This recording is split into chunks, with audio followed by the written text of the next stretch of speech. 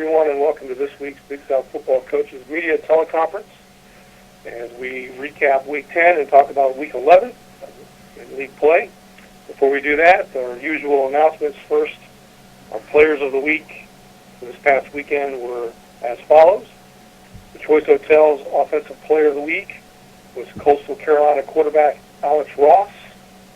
The Defensive Player of the Week was from Charleston Southern defensive end Anthony Ellis.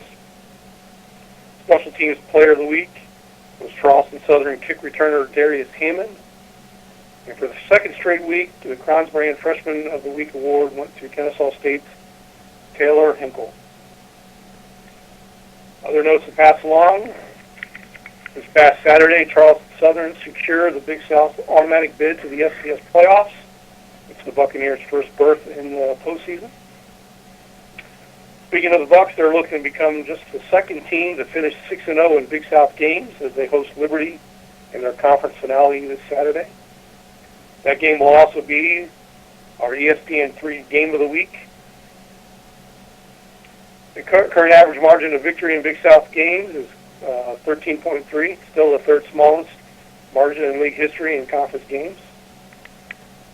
Last Saturday, Liberty's Josh Woodrum broke the Big South career record for passing yards. He's now the all-time leader, surpassing Colin Draft of Charleston Southern. Coastal Carolina head coach Joe Moglia became the fastest Big South coach to 40 wins following the Chanticleer's win last Saturday over Gardner-Webb. Presbyterian's Darrell Bridges set the school Division I season record for rushing yards, and he's approaching 1,000 on the season with 2 weeks to play. Liberty's Darren Peterson is now second all-time in Big South history with 205 career receptions. He is 19 away from the all-time mark. Charleston Southern received the highest national ranking ever at number 8 yesterday, and that put the Big South back in the top 10 with 2 teams for the second time this season. Coastal Carolina's D'Angelo Henderson became the 5th Big South player with 40 career touchdowns. The Big South had 3 Coast Side academic all-district honorees named last week, and we'll talk about those on the call. 3 teams are vying for undefeated home records with a couple weeks left to go. Coastal's Alex Ross, he enters this week needing 135 yards of total offense to become the Big South's leader in that category. And the conference career record for receptions by a running back is within reach, as one player is 4 away and another is in the top 5. So those are just some news and notes to pass along. As we start with our coaches, again, everyone, the media members are on mute, but you're free to enter the question queue at any time by pressing star 1 on your phone, or click the Q&A link near the top of your browser and click raise hand. And now we'll start with our coaches, and as always, the head coach leads us off, Gardner-Webb head coach Carroll McCray. Good morning, Coach. Good morning, Mark. How you doing today? All right, Bulldogs with the tough loss at Coastal this past Saturday, but you get to return home for the final 2 games of the season this Saturday, again starting with East Tennessee State. If you can open up and talk a little bit about the game against Coastal, we'll start taking questions and talk about ETSU. Well, certainly, we performed very poorly down at Coastal, and when you play a team that's been ranked 1, all year, you really got to bring your guns and be ready to go mentally. A lot of mistakes by our football team, and really didn't prove to be a tough opponent for Coach Joe and those guys at all. They got a fine football team. You talked about Alex. They got the running back and a bunch of fine players. But performance by the Bulldogs very, very poor in a lot of areas, and made a lot of mistakes, which you can't do if you want to try to challenge a football team of that caliber. So back to work we go. Got that thing closed out on Sunday, and ready to go back to work today and move forward. So we need some young guys to continue to step up, but more than that, we need our older guys to do what they're asked to do. We've been a little roller coaster and not found much consistency as we even moved toward the back of the season.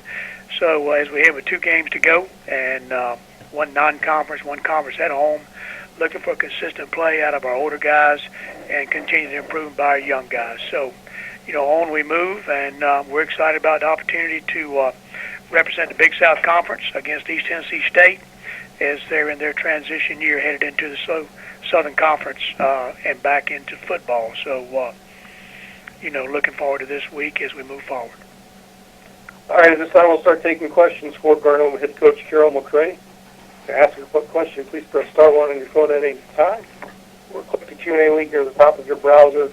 Click it if you're going via the web. And Coach, talk about ETSU, as you mentioned, back to the new program off the hiatus. Gardner-Webb actually, they had a 2-game series with them the first time around, so it's been about a dozen years or so. But talk about what you've seen so far of ETSU for the season. Well, it's our second time to play a team in their first year of play, with our very own Kennesaw State program.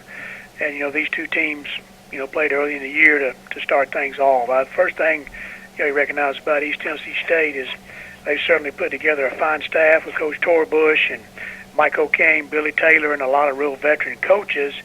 And I think that, all the experience that they've gathered on their staff has allowed them to push some very young kids pretty rapidly, toward improvement. Their record is, certainly looks like a first-year program and not what they want to be, but, they went out to Montana State and played pretty well early in the ball game. Then they come back, they win their first game against Warner, first game since their arrival back into football, and then go on the road at Robert Morris and lose last week 21-9, although Robert Morris, had to run a kick almost all the way back and block a punt for a touchdown to secure that victory. So, I feel like they certainly have shown improvement and rapid improvement over the last 3 weeks. They have our game in Kentucky Wesleyan left. So they'll be revved up and ready to go, playing a Big South team, a FCS opponent with a non-FCS left in their closing game of the year. And, I think they got some fine-looking young players. They're really not a program that's gone through the transfer mode or a bunch of that. It's the first-year players and the red shirts. So, it'll be interesting to see how our team matches up and what we do. And it's not as if we're an older football team. I looked out there against Coastal Carolina in the third quarter, and we had 7 freshmen on the field against Coastal Carolina. So, offensively especially, it's not like we have an older team than East Tennessee State. I think there's a lot of similarities. Two very even teams, and I hope our team will come out and perform better than they did last week to give us a chance to represent the Big South Conference the way we should in non-conference play. And you mentioned that this will be the second startup program that you're going to face. Just some things that you're able to tell your team based on the experience playing Kennesaw State about facing a first-year program, and really there's no difference on who the opponent is. Well, I think the big thing that you see anytime they get a year to practice and then they're in the first year of play, these guys are like a lot of our guys, same age, and you got to realize that age and experience means nothing once you take the field. It's who's willing to make plays and take care of the football and really focus on doing what the coaches ask them to do. And that's why I think Coach Torbush with his veteran staff has really got this team playing a whole lot better as they go through the latter part of the season. Early in the season, they're trying to find themselves and find out who will play for them and who will step up and make plays. And they got a linebacker with 100 tackles, and they play 2 quarterbacks, that are very, very capable. They got a tailback that I think is a really good football player. Several players, that are stepping forward for them certainly, would be fine performers in the Big South Conference. So, we got to get down there and play and do what we're supposed to do and see if we can make plays at home, defend our home turf, and prove to be worthy. But I think these startup programs are doing very well.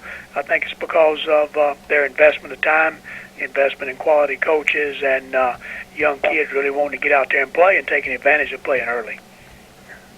My last question for you, Coach, with it being a non-conference game, before the season finale, do you do anything differently this week? Do you try to get more players rotated in to be able to try to work out some more kinks to prepare for that final conference game?